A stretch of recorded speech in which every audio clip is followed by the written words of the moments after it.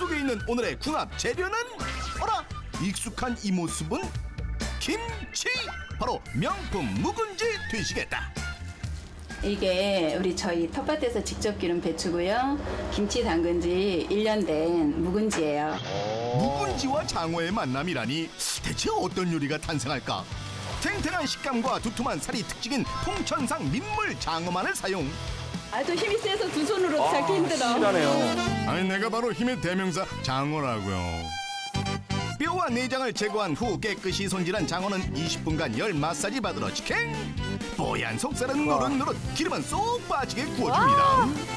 여기에 맛과 풍미, 영양이 배가 된다는 비법 소스를 바르는데 이게 한약재 14가지 등등 재료들이 들어가서 달여진 장어 소스예요. 양념 소스의 비밀은 손질 후 남은 장어 뼈와 머리.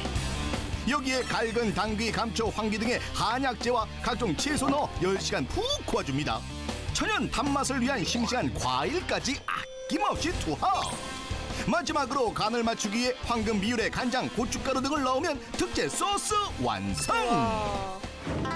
이 비법의 소스를 앞뒤로 3번 발라주는데 바로 그때 양념이 잘 배게 꼼꼼히 발라주고 또 탔지 않게 잘 뒤집어가며 굽는 것이 포인트 되시겠습니다.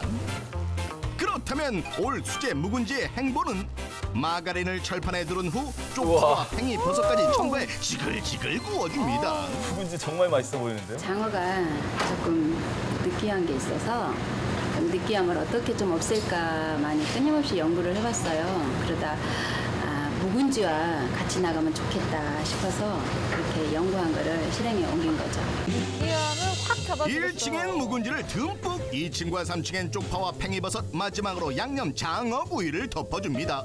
먹기 좋게 줄 맞춰 나란히 잘라주고 칼칼한 고추 고명을 올려주면 장어와 묵은지가 케미를 뽐낸다. 묵은지 장어구이.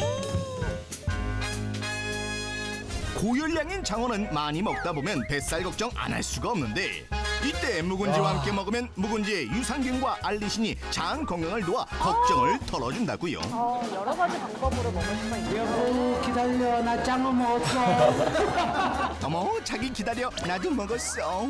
피부가 굉장히 촉촉하고 좋아지더라고요. 촉촉해요.